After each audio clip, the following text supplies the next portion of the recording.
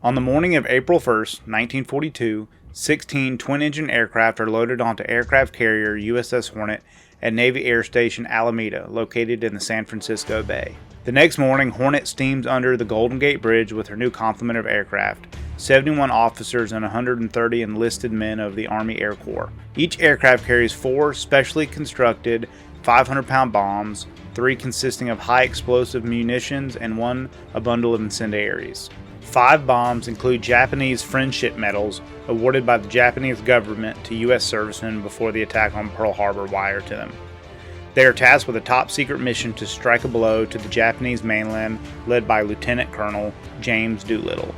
This is the story of Doolittle's Raid and the first of what would be many airstrikes on the Japanese homeland. On the morning of December 7, 1941, the Japanese launched a surprise attack on the American naval base at Pearl Harbor, Hawaii.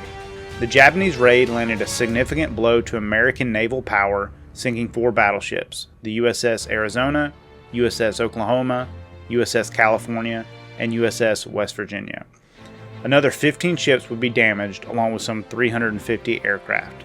President Franklin Roosevelt spoke to the Joint Chiefs of Staff in a meeting at the White House on December 21st, declaring that Japan should be bombed as soon as possible to boost public morale after the attack on Pearl Harbor. However, at the time, there were no American air bases close enough to Japan for any land-based attacks to be launched. On January 10, 1942, Navy Captain Francis S. Lowe reported to Admiral Ernest J. King with a plan to launch Army twin-engine bombers from the deck of an aircraft carrier. He thought it would be possible to launch these large aircraft from the carrier decks after observing several at Navy Station Norfolk take off from runways painted with the outline of a carrier deck for landing practice. The concept would be passed on to Lieutenant Colonel James Doolittle, a famous military test pilot and aeronautical engineer. Doolittle quickly identified the B-25B Mitchell with her 1,300-mile range and 2,000-pound bomb load for the mission, after also considering the Martin B-26 Marauder, Douglas B-18 Bolo, and Douglas B-23 Dragon. The bomber would be unable to land on the carrier decks after takeoff, so Doolittle's initial plan involved landing in the Soviet Union at an air base.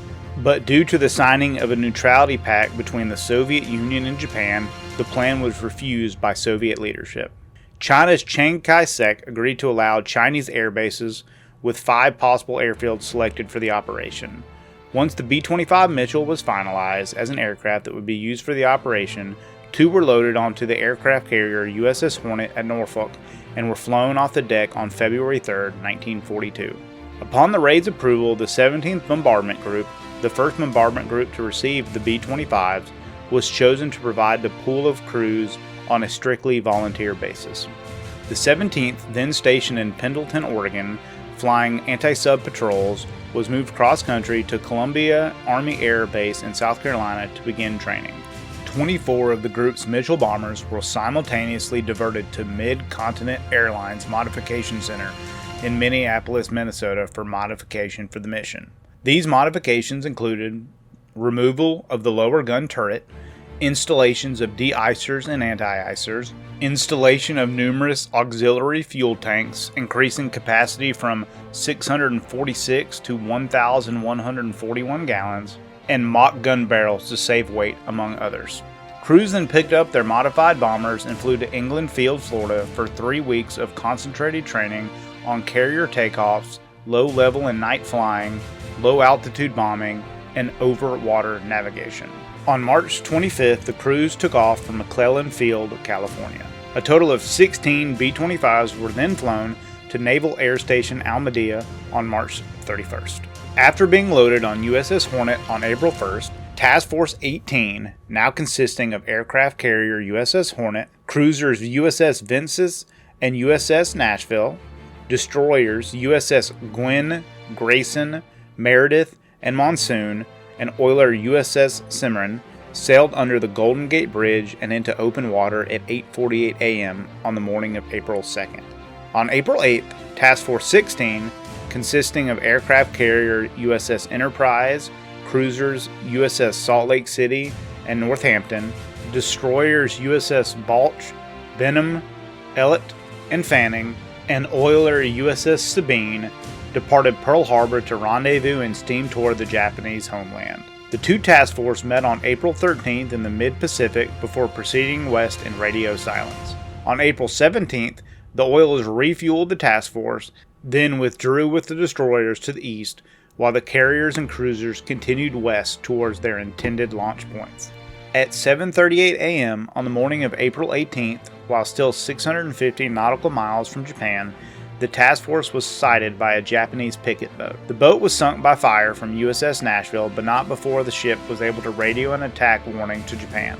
Fearing they had lost the element of surprise and were now putting the carriers at great risk of a Japanese bomber aircraft, Doolittle and Hornet skipper Captain Mark Mitcher made the decision to launch the raid immediately, their current location being 10 hours and 170 nautical miles farther from Japan than planned. Despite none of the pilots, including Doolittle himself, having ever taken off from an aircraft carrier before, all 16 aircraft launched safely between 8:20 and 9:19 a.m. The B-25s then made their way towards Japan, flying at wave-top level to avoid detection. 6 hours after launching, the aircraft now split into 5 attack groups, reaching visual range of Japan.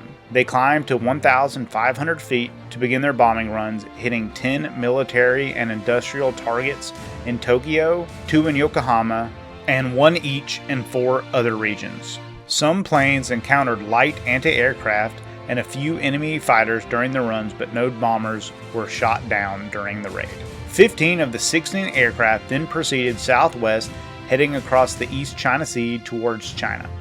The 16th B-25, piloted by Captain Edward J. York, being extremely low on fuel, headed instead to the Soviet Union rather than being forced to ditch in the middle of the China Sea. Due to a combination of factors, namely flying at night, the aircraft being low on fuel, bad weather, and a mix-up between the American High Command and Chinese High Command on when the bombers would be arriving, the crews quickly realized that they would be unable to reach their intended bases in China. This would leave them with the decision between bailing out over eastern China or crash landing along the Chinese coast. All 15 aircraft reached the Chinese coast after 13 hours of flight and either crash landed or the crews bailed out. The 16th aircraft landed in the Soviet Union.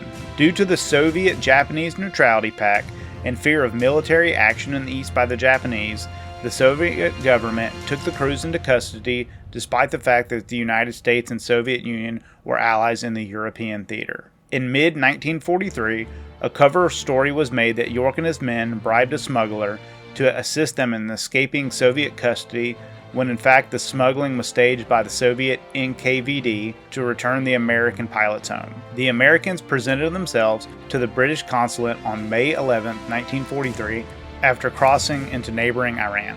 Of the 80 airmen who took part in the Doolittle Raid, 64 would be aided by Chinese military personnel and civilians in returning to friendly territory, 5 would make it safely home via the Soviet Union, 3 would die during crash landings and bailouts, and 8 would be captured by the Japanese. Of the 8 captured by the Japanese, 3 would be executed, 1 would die of disease in captivity, and 4 survived and were eventually rescued. Immediately following the raid, Doolittle told his crew he believed the loss of the 16 aircraft, combined with the relatively minor damage done to targets in Japan, had rendered the attack a failure, and he expected to be court-martialed upon his return to the United States. However, upon returning to the U.S., Doolittle and his crews were celebrated as heroes, with Doolittle himself being promoted 2 grades to Brigadier General and being presented with the Medal of Honor by President Roosevelt in June of 1942. All 80 raiders were awarded the Distinguished Flying Cross. In addition, Corporal David J. Thatcher and First Lieutenant Thomas R. White were awarded the Silver Star for helping the wounded crew members of a B-25 to escape the Japanese. All crewmen were also promoted at Doolittle's insistence. Materially, the Doolittle Raid did very little to damage the Japanese homeland, and all damage was quickly repaired. 8 primary and 5 secondary targets were struck, including an oil tank farm, a steel mill, several power plants, an army hospital, and a nearby complete light carrier. Despite the minimal physical damage inflicted, American morale soared when the news of the raid was released. It was the first time in the war that the United States was able to make a direct strike in any capacity against the Japanese homeland. The raid also caused a psychological shift in the Japanese High Command, now that they realized their homeland was not safe from American military power. General James H. Doolittle was quoted on July 9, 1942. It was hoped that the damage done would be both material and psychological.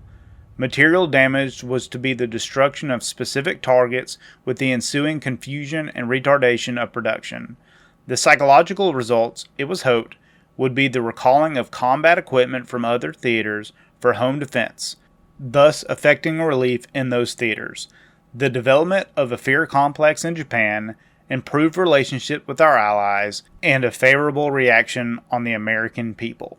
Please like and subscribe if you enjoy stories of military history.